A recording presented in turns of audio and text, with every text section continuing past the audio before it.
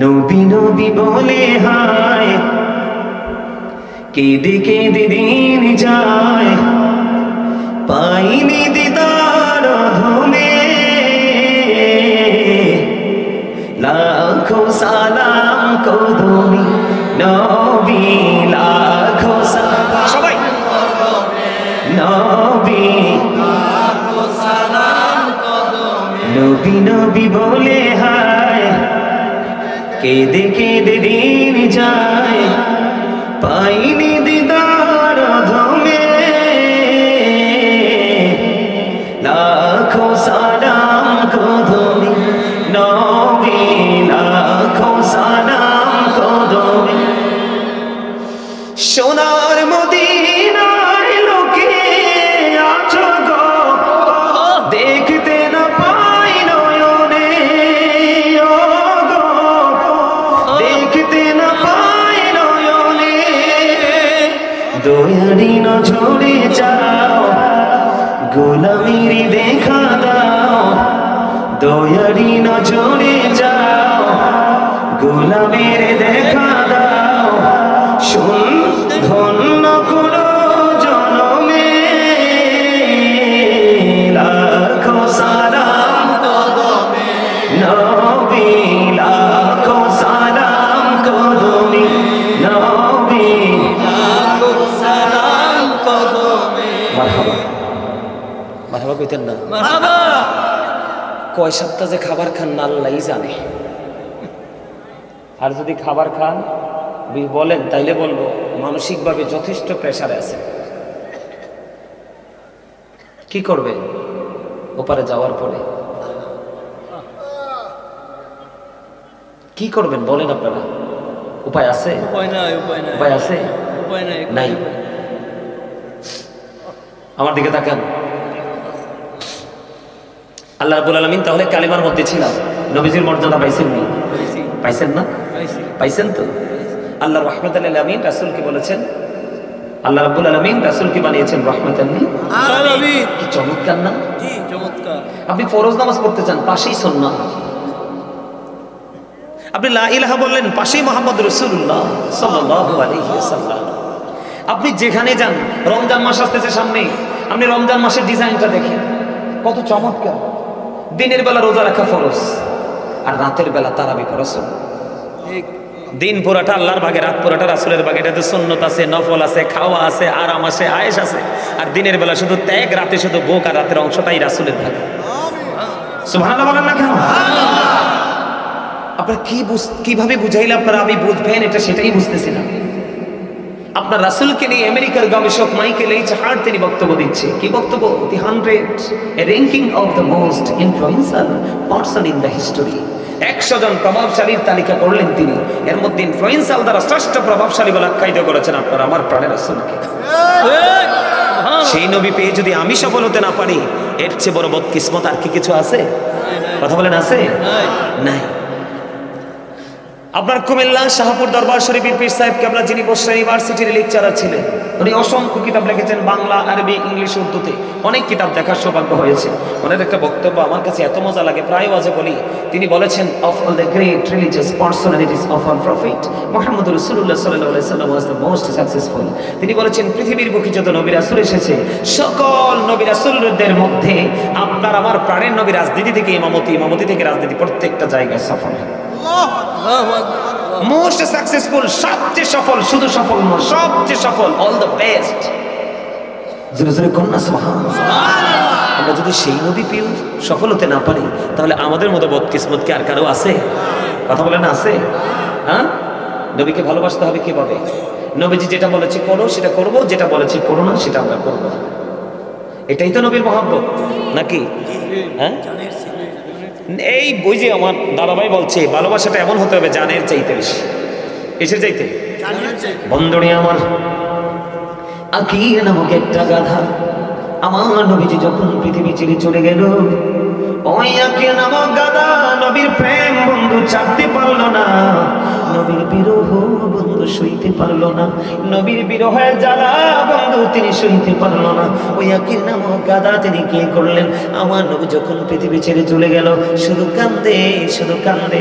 কোথায় গেল গো প্রাণের নবীজি, আর কি জীবনে কোনোদিন নবীকে দেখতে পাবো না। বন্ধু অসহায় আমার এই গ্রামের দরবার শরীফের আমার ভাই, আমার বাবা গো, আমার মা বোনদেরকে ডেকে ডেকে বলছি গো, আমার আপনার প্রাণের নবীর ভালোবাসা ওই আকির নামক একটা গাধা তার সিনার মধ্যে কেমন করে বন্ধু টেকসই ভাবে প্রতিষ্ঠিত হয়ে গেল। বন্ধু নবীজি যখন চলে গেল, নবীর বিরহ বন্ধু শেষ হইতে পারে না। 3 দিন 3 রাত পার হয়ে গেল, 4 দিন 4 রাত পার হয়ে গেল, কোনো খাবার কোনো পানি সে স্পর্শ করে না। কোথায় গেল গো প্রাণের নবীজি, কেমন কোথায় গেলে পাবো প্রাণের নবীকে? কল্পনায় কোনো গুরুত্বপূর্ণ ভূমিকায় গাধা নাই, ঠিক কিনা বলেন? ওই অবলা প্রাণী গাধা যদি নবীর প্রেমে জীবন দিতে পারে রে, তুমি তোমার বিবেকের কাঠগড়ায় দাঁড়িয়ে তুমি তোমার হৃদয়কে প্রশ্ন করো, তুমি কি পেরেছো প্রাণের নবীকে ভালোবাসতে? আমি যদি তোমরা যদি বলো প্রেম করেছি, আমি বলবো না না তোমরা প্রেমিক নও। আমার নবীজির সামনে যখন সাহাবায়ে কেরাম বসতেন, আলোচনা যখন করতেন, আমার নবীজির পবিত্র কথাগুলো এমন ভাবে শুনতেন, সাহাবারা ঘাড়গুলো এমন ভাবে নিচু করত, মনে হতো যেন গাড়ের পক্ষীটা বসে গেছে, এত আদব ছিল। জোরে জোরে কন্যা সুবহানাল্লাহ। বন্ধুরে আমার, আমি আপনাদেরকে কেমন করে বন্ধু বুঝাবো? ও বন্ধু, তাবুক যুদ্ধের পূর্বে আমার নবীজি দান করার জন্য বললেন সাহাবীদেরকে। যখন এই কথা বললেন, হযরতে ওমর নবীর প্রেম বোঝানোর জন্য বলছি ছোট্ট একটা হাদিস শরীফ বন্ধু। হযরতে ওমর মনে মনে চিন্তা করলেন, আমার জীবনে কোনো দিন আমি আবু বকরকে হারাতে পারিনি। প্রত্যেকটা সেক্টরে আমার চাইতে অগ্রগামী আবু বকর সিদ্দিক রাদিয়াল্লাহু তাআলা আনহু। নবীজি বলেছেন দান করার জন্য। ওমর বললেন, আমার কাছে ভালো সম্পদ আছে, আমি দান করব। আজকে দানের মাধ্যমে আমি আবু বকরকে ওভারটেক করব। জোরে জোরে কন্যা সুবহানাল্লাহ। এবার বন্ধু বাস্তব রূপটা কেমন নিল? ওমর চলে আসলো রাসূলের কাছে। এবার আমার নবীজির কাছে যখন আসলো, ওমর কি নিয়ে এসেছো? নবী গো অর্ধেক নিয়ে এসেছি। ফ্যামিলির জন্য কি রেখে এসেছো? অর্ধেক রেখে এসেছি। এবার আবু বকর আসলো, আসার পরে আবু বকরকে প্রশ্ন করলো, আবু বকর তুমি কি এনেছো? ইয়া রাসূলুল্লাহ, নবী গো আমার যা ছিল আমি সব নিয়ে এসেছি। ফ্যামিলির জন্য কি রেখে এসেছো? ইয়া রাসূলুল্লাহ, ইয়া হাবিবাল্লাহ, নবী গো আমি আমার ফ্যামিলির জন্য আল্লাহ এবং আল্লাহর হাবিবকে রেখে এসেছি। সুবহানাল্লাহ।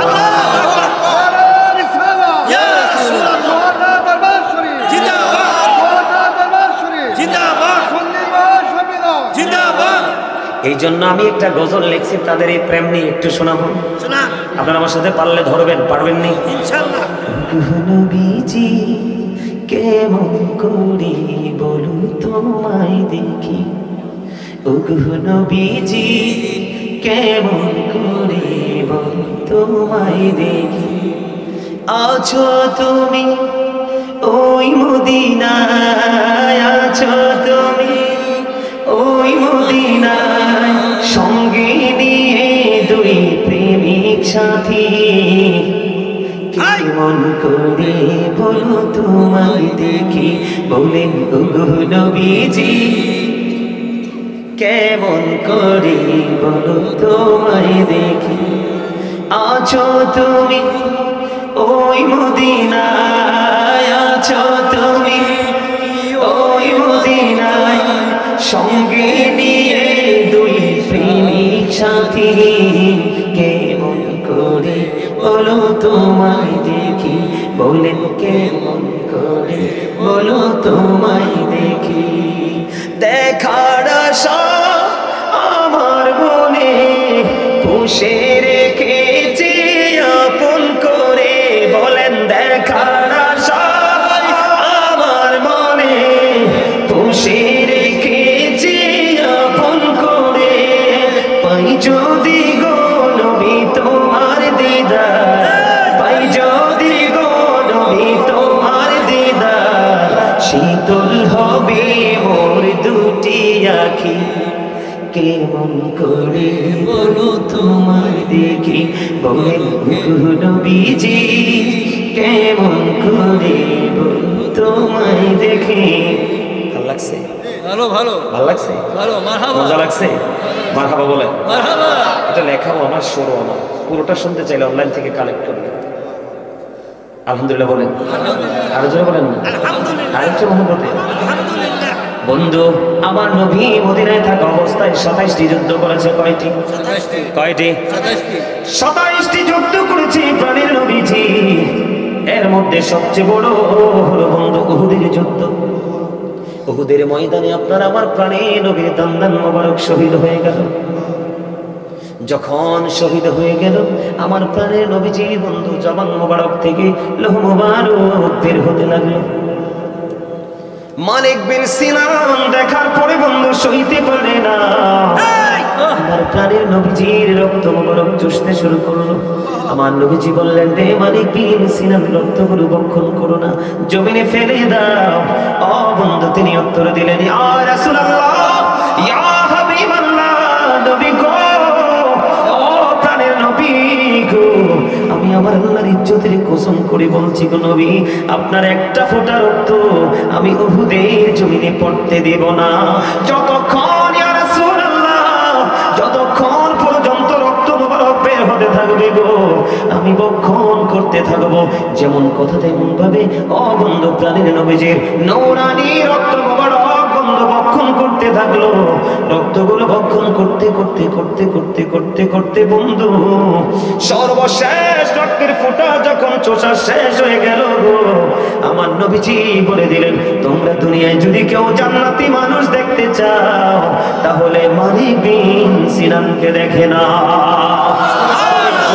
সুবহানাল্লাহ।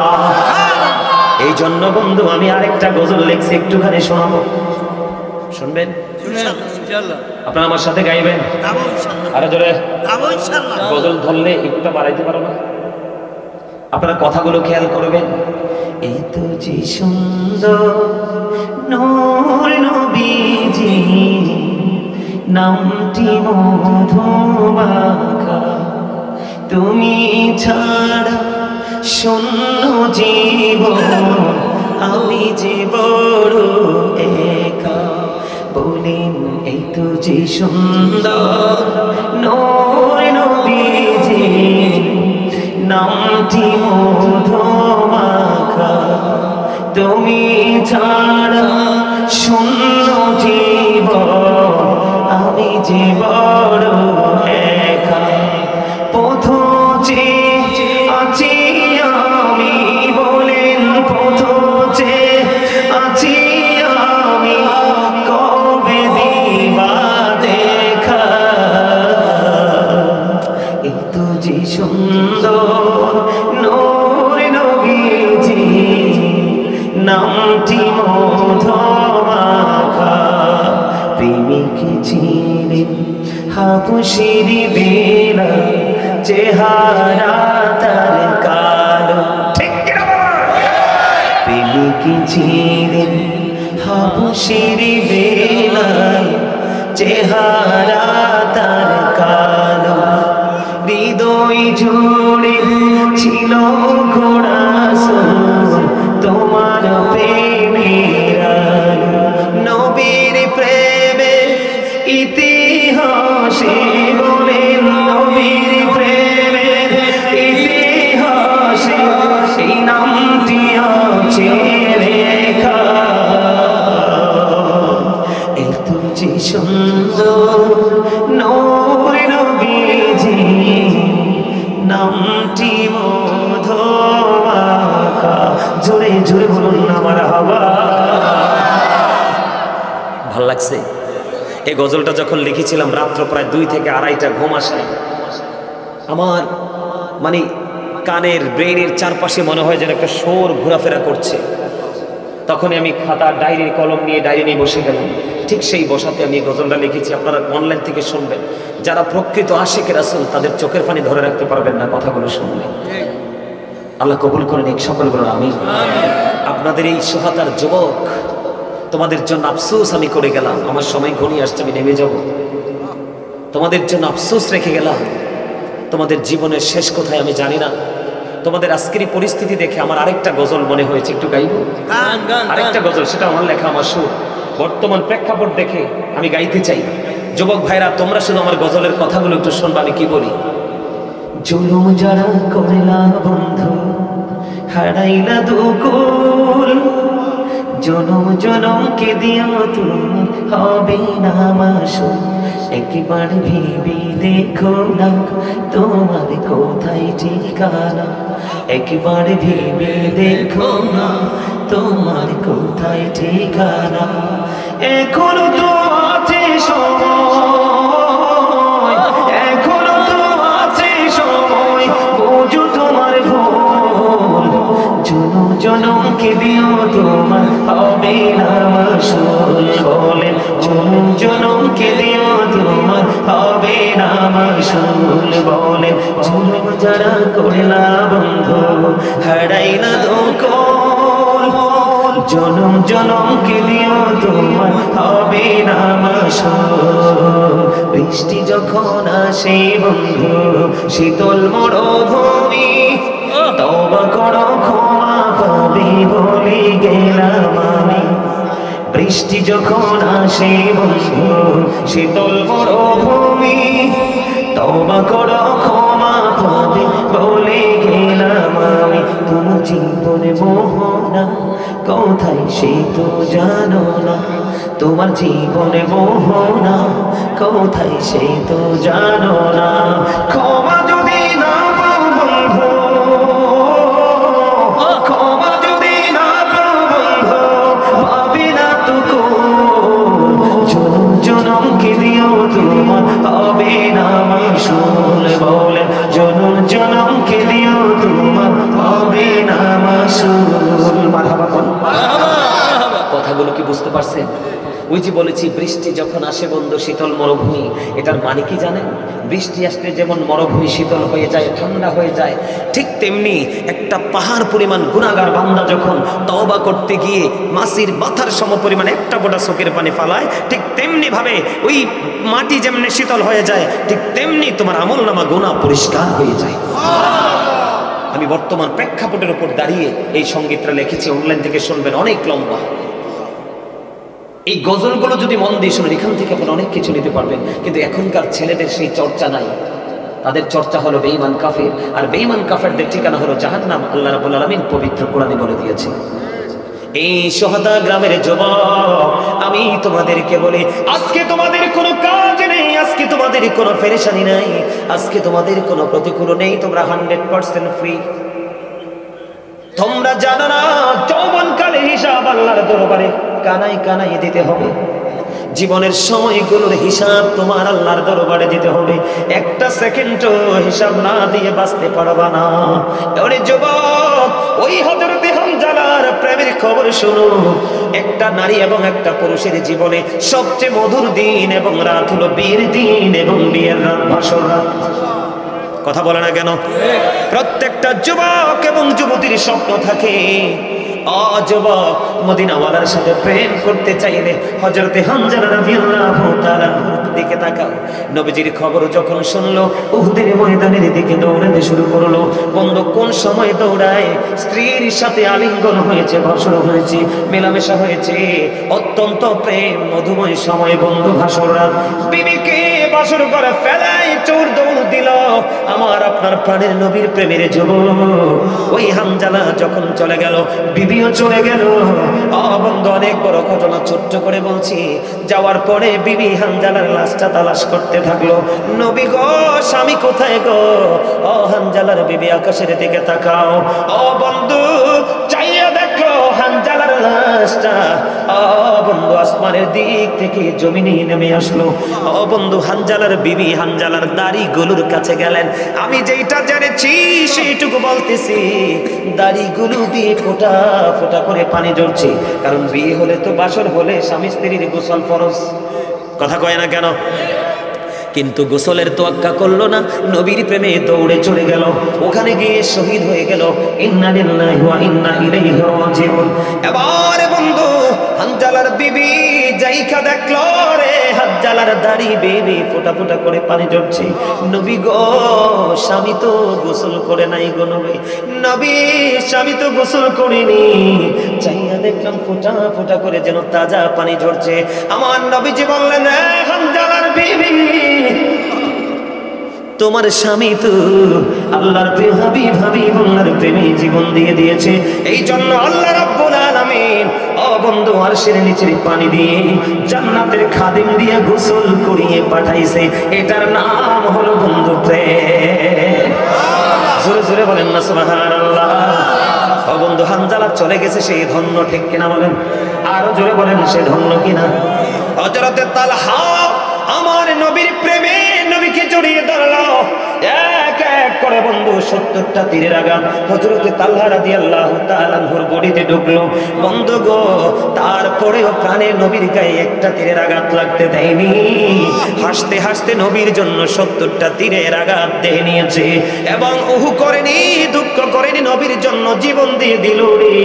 এটার নাম হলো বন্ধু প্রেম। ওই প্রেম যদি করতে না পারো তাহলে তোমার উপায় থাকবে না, ঠিক কিনা বলে? আরো জোরে বলেন। শক্ত মনের মানুষ যারা, শক্ত মনের পাথরের মতো মানুষ যারা, তাদেরকে নিয়ে একটা গজল লিখছি, শুনবেন? আর একটু গাইবেও, শুনবেন? সত্যি কি ভালো লাগে নাকি আমারে খুশি করার জন্য বলেন? আমি একটা গজল লিখেছি বন্ধু। এই গজলটা লিখেছিলাম আমার বাসা থেকে যখন বিকেল বেলা বের হলাম। বের হওয়ার সময় আমি আকাশের দিকে তাকালাম, আমি চাইয়া দেখলাম সূর্যের কিরণ এত থাকলো সকালবেলা। ফার্স্ট টাইমে যেই সূর্যের আলোতে দাঁড়িয়ে থাকাটাও পসিবল না, কিন্তু যখন বিকেল হলো আমার কাছে মনে হলো সূর্যটা যেন সব গ্লেজ হারিয়ে যেন আপন যারা গন্তব্যের দিকে বাংলাদেশের আকাশ থেকে বিদায় নিচ্ছে। এই দৃশ্য যখন দেখলাম অটোমেটিক্যালি আমার মনের ঘরে এক নতুন স্বপ্ন উদয় হতে লাগলো। হুজুর সেটা কি? সেটা হলো রে, আমিও যখন পৃথিবীতে এসেছিলাম ধীরে ধীরে শিশু কিশোর পাক দিয়ে যখন যৌবনে পা দিলাম, আমিও তো ছিলাম একবার তাগড়া জোয়ান। দিন যত যায় আমিও তো ভাটার দিকে যাই, একদিন তো পৃথিবী ছেড়ে চলে যেতে হবে।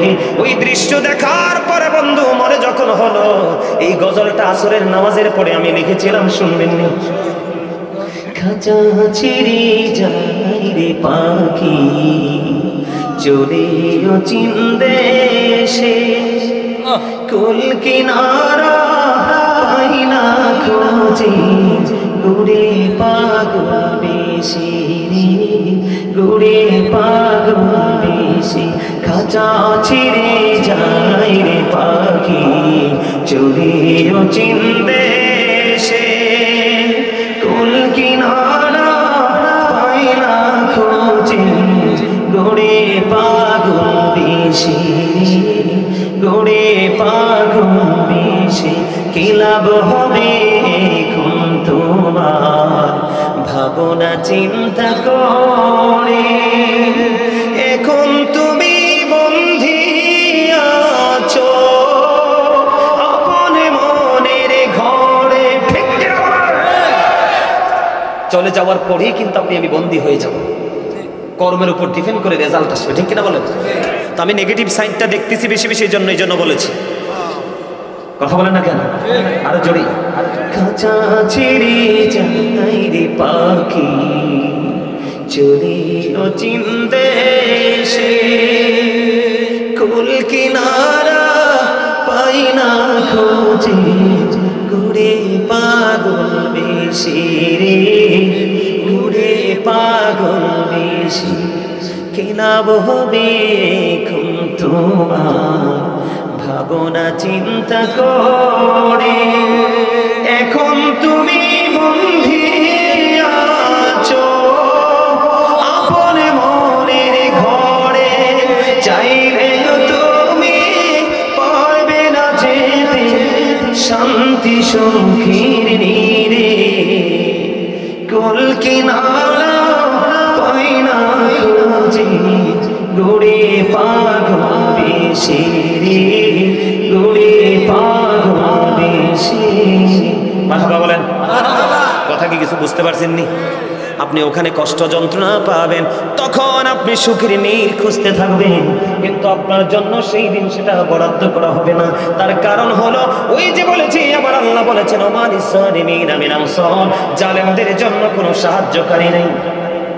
আপনি তো জীবন বড় নিজের উপর নিজে জুলুম করেছেন, নিজের উপর নিজে অত্যাচার করেছেন। কোনো আলেম, কোনো জ্ঞানী, কোনো গুণী, কোনো মসজিদের খতিব এবং বাৎসরিক একটা মাহফিল হয়, আলোচকদের আলোচনা শুনে আপনার নিজের লাইফ স্টাইলকে পরিবর্তন করতে পারেননি, ঠিক কিনা বলেন? আরো জোরে বলেন। আমার কথা আপনাদের বুঝে আসে? শুধু পুরুষরাই নবীর সাথে প্রেম করেনি, হযরত নসিবা উহুদের ময়দানের দিকে দৌড়ায় আমার নবীর প্রেমে। কার প্রেমে? আমার নবীর প্রেমে উহুদের ময়দানের দিকে বন্ধু দৌড়ায়। যখন দৌড়াতে শুরু করলো, আমি দেখেছি রে অনেক মা বোনের আজকে সোহাদা দরবার শরীফে আলোচনা শুনতে আসছে। আমি আমার মা বোনদেরকে বলছি প্রেম শিখায়। নসিবা যখন দৌড়ায়, নসিবার কাছে খবর আসলো গো নবী, ও বন্ধু নসিবার কাছে খবর আসলো, নসিবা যুদ্ধের ময়দানে তোমার ভাই তো শহীদ হয়ে গেছে। নসিবা একটা সেকেন্ডের জন্য দাঁড়ায় না, দৌড়াই শুধু। ও বন্ধু তারপরে আরেকটা খবর আসলো রে নসিবা, যুদ্ধের ময়দানে তোমার বাবা শহীদ হয়ে গেছে। নসিবা দাঁড়ায় না, তারপরেও দাঁড়ায় না, যুদ্ধের ময়দানের দিকে দৌড়ায় রে নসিবা, যুদ্ধের ময়দানে তোমার স্বামীও তো শহীদ হয়ে গেছে। তারপরেও নসিবা দৌড়ায় না, দাঁড়ায় না, নবীর প্রেমে দৌড়ায়। যাইতে যাইতে যাইতে যাইতে প্রাণের নবীর দিদার। আরে নসিবা আজকে দ্বীনের জন্য, ইসলামের জন্য, তোমার নবীর জন্য তোমার ভাই বাবা স্বামী তো শহীদ হয়ে গেল। আমার নবী যে একটা ডাক দিয়ে বললেন, ও বন্ধু, বলার উপরে নসিবা বলে ইয়া রাসূলুল্লাহ, ইয়া হাবিবাল্লাহ, নবী গো, ভাই বাবা স্বামী চলে গেছে, বিন্দু পরিমাণ দুঃখ নাই, আমি আপনি নবীকে পেয়েছি তো সব পেয়ে গেছি। সুরে সুরে কন্যা সুবহানাল্লাহ। এখন আপনার যে ছেলেকে মরতে হয় না, বাবাকে মরতে হয় না, স্বামীকে মরতে হয় না, সন্তানকে মরতে হয় না, কেউ মরতে হয় না রে। এত সুন্দর ফ্রি, কত জান্নাতের বাগান, কত মানুষ ডাইনে বামে এলোমেলো ভাবে হাঁটাচলা করছে, ঘোরাঘুরি করছে, কিন্তু জান্নাতের বাগানে আসে না। তার কারণ হলো ওই জান্নাতের বাগান সম্পর্কে তার শিক্ষা অর্জন করতে পারে না। আর এটার জন্য দায়ী হলো প্রত্যেকটা বাবা মা। আজকে অবস্থার জন্য দায়ী কে? কথা বলেন। বাবা মা। এখানে আপনাদের বাবা মা যারা আছেন, আপনারা রাগ করেন না, আপনারা সন্তানের দায়িত্ব যথাযথভাবে পালন করেন নাই। বুঝতে পারছেন? 7 বছরের সন্তানকে নামাজের জন্য তাগিদ দিতে হয়, 10 বছরের সন্তান নামাজ না পড়লে তাকে প্রহার করতে হয়, বিছানাটা আলাদা করতে হয়। সবচেয়ে বড় বিষয় হলো রাসূল বলেছেন, আদিবু আওলাদাকুম আলা সালাতি খিসারিন হুব্বি নাবিকুম ওয়া হুব্বি আহলি বাইতিহি ওয়া আলা কিরামাতিল কুরআন। রাসূল বলেছে, তোমরা তোমাদের সন্তানদেরকে 3টি বিষয় শিক্ষা দাও। কয়টি? কথা বলে না, কয়টি? একটা হলো হুব্বি নাবিকুম, teach the love of the prophet, নবীর ভালোবাসা শেখাও। ওয়া হুব্বি আহলি বাইতিহি, নবীর ফ্যামিলি পরিবারের ভালোবাসা শেখাও, আহলে বাইতের ভালোবাসা শেখাও, টিচ ফ্যামিলি লাভ। তারপরে রাসূল বলেছেন, ওয়া আলা কিরামাতিল কুরআন, learn to recite the holy Quran, তোমরা তোমাদের সন্তানদেরকে কোরআন তেলাওয়াত শিখাও। শিখাইছেন? নবীর প্রেম শিখাইছেন? নবীর আহলে বাইতের প্রেম শিখাইছেন? শিখান নাই তো। এই জন্য আমি বলি, every parent should take care their children very carefully. প্রত্যেকটা পিতামাতার উচিত তাদের সন্তানের দায়িত্ব যত্ন সহকারে পালন করা। আর আমরা সন্তান হিসেবে আমি যদি বলি, we should obey our parents, আমাদের প্রত্যেকের উচিত আমাদের পিতামাতাকে মান্য করা। কারণ paradise of the side under the feet of the mother, মায়ের পায়ের নিচেই সন্তানের জান্নাত। বাবার সন্তুষ্টির মধ্যেই আল্লাহর সন্তুষ্টি। আজকে কি আমাদের এই অবস্থা আছে? বাবা মা শিখাচ্ছি। এই কয়টা বাজে রে? হ্যাঁ, 10:04 বাজে। আপনারা বাবা হয়েছেন, আপনারা যদি সন্তানের দায়িত্বটা যথাযথভাবে পালন করতে না পারেন, কি করতে না পারেন, তাহলে আপনিও বিপদে পড়বেন, আর আপনার যে জেনারেশন আছে, নেক্সট জেনারেশন, ওরাও বিপদে পড়বে। ঠিক না ঠিক? আরো জোরে বলেন, আর একটু জোরে। কথা বুঝেন নাই? প্রেম কি বুঝতে পারছে? আরো জোরে বলেন, বুঝতে পারছে? ওমা বুঝেন নাই? ওই যে আবু বকর সিদ্দিক রাদিয়াল্লাহু তাআলা আনহুকে নবীজির সঙ্গে করে নিয়ে শুয়ে আছে। এই নবীজি যখন হিজরতে যাবে, আবু বকরের দরজার মধ্যে একটা টোকা দিছে। কয়টা? একটা। কথা বলে না কেন? একটা। কয়টা? একটা টোকা দিছে। একটা টোকা দিতে দেরি আবু বকর দরজা খুলতে দেরি করলো না। আমার নবীজি একটা ডাক দিয়ে বললেন, আবু বকর আবু বকর রে, কেমন করে সম্ভব রে আবু বকর? এই রজনীতে একটা মাত্র টোকা দিলাম, একটা মাত্র ধাক্কা দিলাম, যে যেটা মনে করে তুমি দরজাটা খুলতে দেরি করলে না রে, এটা কেমন করে সম্ভব রে আবু বকর?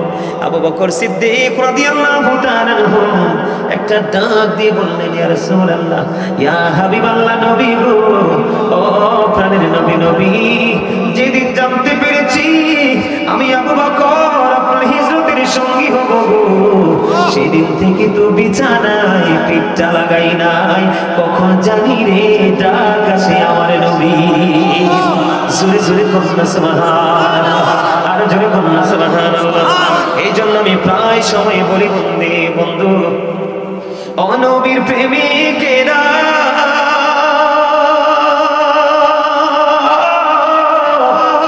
দিশাহারা মরণের ভয় করে না, প্রেম তো মরে না।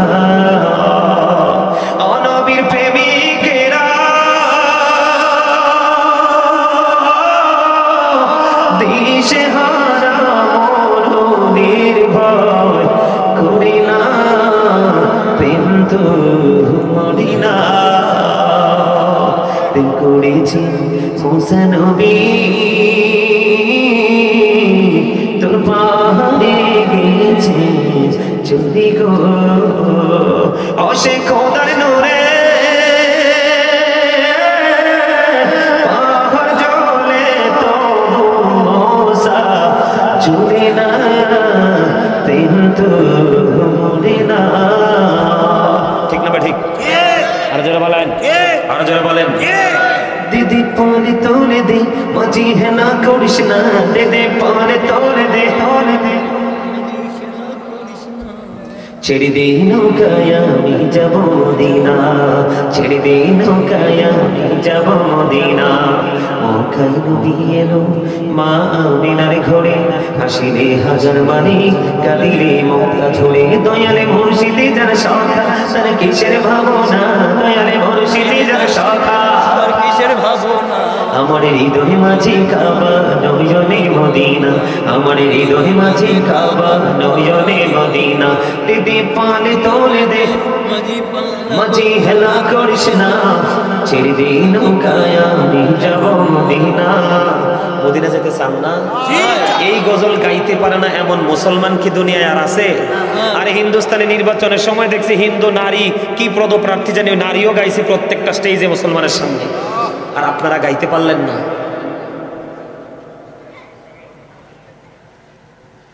আফসোসটা কিভাবে করবো আমি সেটাও বুঝতেছি, কোন ভাবে আফসোস করলে আপনারা আমার আফসোসটা আপনাদের কলিজায় গিয়ে লাগবে। গোলাপ নীলাম, গাঁদা নীলাম, নীলাম রজনী গন্ধা, মনির শোকে মালা গাঁথিব সকাল থেকে সন্ধ্যা, মনির শোকে মালা গাঁথিব সকাল থেকে সন্ধ্যা। একই বড় দেখো যদি ও গো কামলিওয়ালা, একই বড় দেখো যদি ও গো কামলিওয়ালা, একই বড় দেখো যদি স্বপ্নে রাতি বেলা, হাসি মুখে পড়াব তোমায় হাজার ফুলের মালা, বলো ইয়া রাসূলুল্লাহ, ইয়া হাবিবাল্লাহ,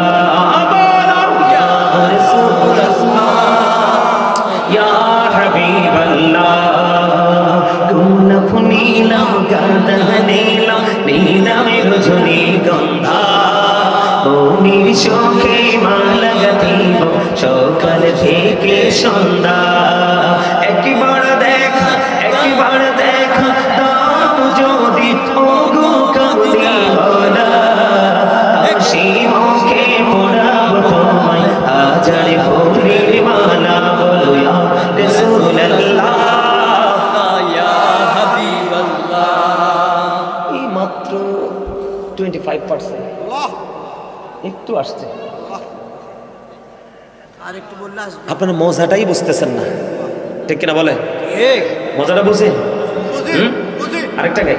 হৃদয়ের গভীরে রেখেছি জানে, হৃদয়ের গভীরে রেখেছি যারে, নূরে নবীরে আমার প্রিয় নবীরে, নূরে নবীরে আমার প্রিয় নবীরে, হৃদয়ের গভীরে রেখেছি জানে, নূরে নবীরে আমার প্রিয় নবীরে, নূরে নবীরে আমার প্রিয় নবীরে।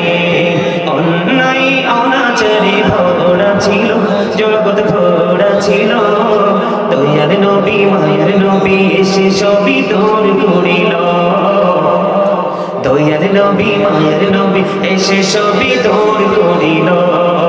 এমন নবীর তুলো, এমন নবীর সম্মান কি করে করি বয়ান, এমন নবীর সম্মান কি করে করি বয়ান, সেই নবীকে ভালোবাসি মনে প্রাণে রে, নূরে নবীরে আমার প্রিয় নবীরে, নূরে নবীরে আমার প্রিয় নবীরে। সুন্দর কন্যা মারহাবা। ভাল লাগে না? ভালো লাগে, ভালো আপনারা লাগে। জানেন হিজরতের রাত্রিতে প্রেম রাসূলকে কেমন করে ভালোবাসছেন। হযরতে আলী নির্ঘাত জানে ইমামদের হাতে নাকি মৃত্যুবরণ শাহাদাত বরণ করতে হবে, তারপরে